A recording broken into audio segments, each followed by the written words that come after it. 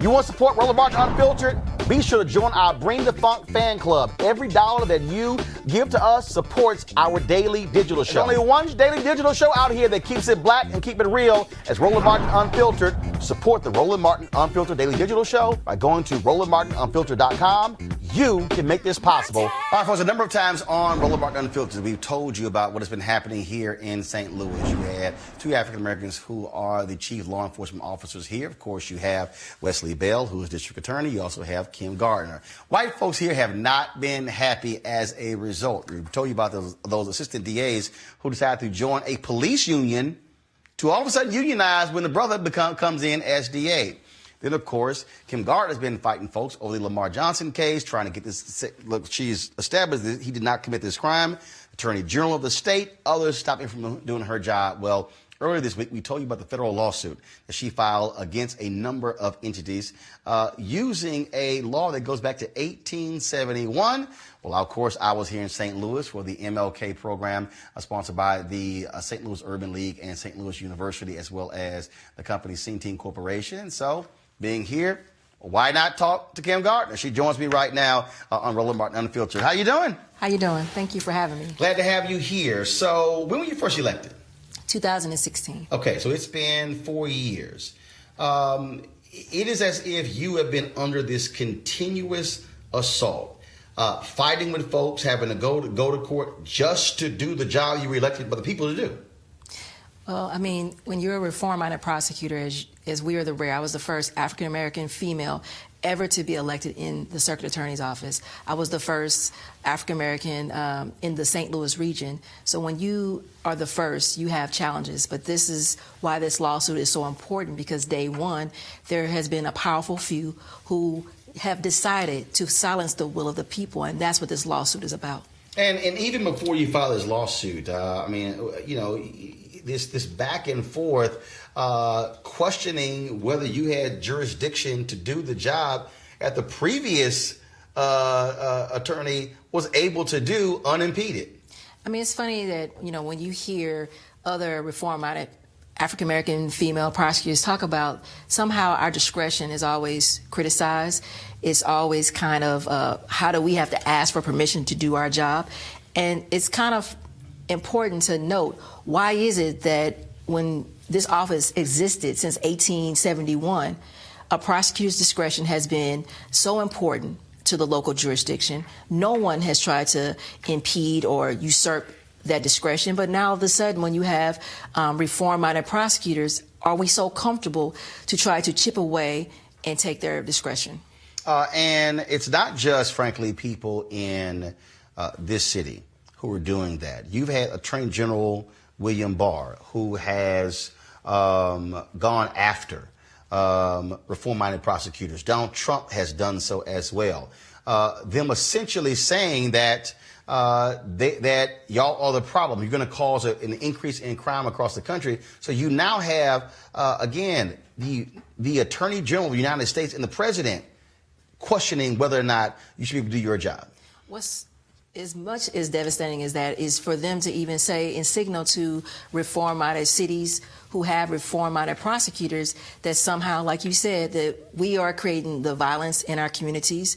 They're saying that if the communities that elect us do not back down with the reform efforts, that somehow we should be afraid of having police protection. And that's why this lawsuit is so important, because this is talking about silencing the will of the people who want reform in the city of St. Louis and around this country, and there are different tactics that are used to stop that. So when you decided to file this federal lawsuit, there are entities that you laid out who are blocking. Why did you cast such a large net? Because I think in St. Louis particularly, we are the ground zero for the reform efforts and the reform conversations post-Ferguson. And it's also disturbing that we actually have the first African-American circuit attorney, as well as now prosecuting attorney Wesley Bell in the county. But it's also important to note that this ground zero of reform conversation is not happening in our region where we started the conversation. And we have a small few of individuals who have gotten together to collectively stop reform efforts. And this suit is not just about Kim Gardner. This is about any reform-minded prosecutor who happens to be elected, who says that you have a group of individuals who want to stop that reform. And this can be used not only in St. Louis, but around this country. The mayor's spokesman has said that your lawsuit is meritless. The city says they'll be vindicated. You've laid out a variety of people, the St. Louis Police Officers Association, and a number of others. For folks who don't understand, I mean, you know, what are some of the things that they have been doing to thwart you from doing your job? Well, first of all, I want to speak to that. The mayor's spokesperson said it was frivolous, which is different. And that's why we have an adversarial proceeding who will make that determination of whether this lawsuit is frivolous. But we have, actually, the Ethical Society of Police yesterday came out and stated that there is racial instances on the police department that need to be weeded out. There are sentiments of Jeff Rorta, who is the SLPOA union business representative, who has stated time and time again, I should be physically removed, and basically said to the other African-American female prosecutors that we need to go back to our respective jurisdictions. So this type of racial divisiveness that has been allowed from day one to continue, it builds the growing mistrust with the whole criminal justice system. And what is at stake is people in the community in which I represent, they feel like the system is rigged. And so we have to, as prosecutors, as the people, enough is enough, and that's why this lawsuit is so important. We have instances where we have a Luther Hall, an officer who was undercover during the Stockley protests, who was beaten, and it characterized in his lawsuit, I can't speak to that because I haven't seen it fully, that he was beaten like Rodney King.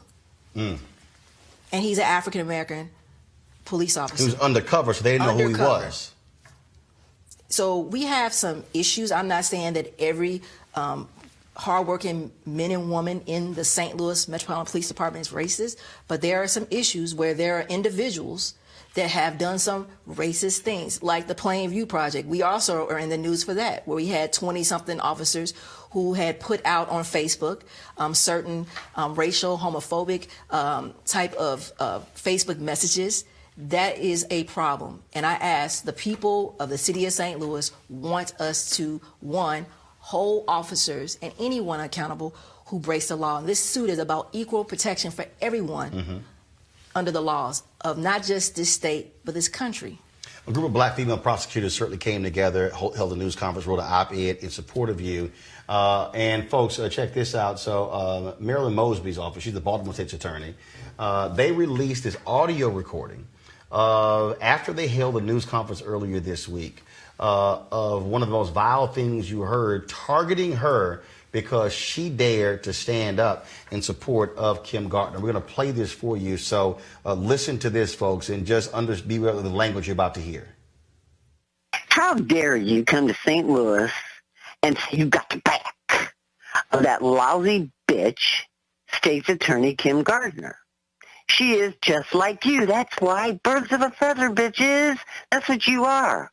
You hate cops. You hate white people. You do everything you can to give all the blacks who are criminals every benefit of the doubt, but everybody else is suspect. Black lives only matter when a white person takes it. You blacks can kill each other all you want. In fact, I think that's the grand solution. We need to start driving around the ghettos and just dropping boxes of bullets on every street corner. Let them take each other out. Things were much better in this world, in this country, when everybody stayed in their own goddamn neighborhoods by dusk. There's only one thing worse than a fat-ass, empowered black woman. That's a fat-ass, empowered black woman who's got public reins in her hands. If we'd known you all were going to be this much trouble, we would have picked our own fucking cotton. Marilyn Mosby released this statement. She said, the voicemail I received after my trip to Missouri to support Circuit Attorney Kim Gardner was outrageous, but not surprising. Kim knows that people in positions of power also think like this. These are the types of attacks we encounter every day as women of color in a position of authority. And I travel to St. Louis because this is the unfortunate experience of black female prosecutors everywhere. It's deeply disturbing that in 2020 we still have to experience such blatant racism, but this hateful rhetoric only strengthens my resolve to continue fighting for justice and working to undo the blight of mass incarceration and its impact on communities of color. Have you had to endure these type of voicemails and calls since you've been in office? Yes, it's unfortunate that for African-American female prosecutors that this is a normal occurrence for us.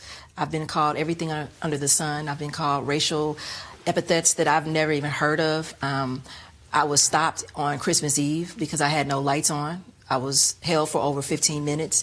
And it's what we are facing is even different from our other colleagues in the reform movement who are similar race and their different gender. So that is an issue that we as African-American female prosecutors, unfortunately, we have these day in, day in occurrences.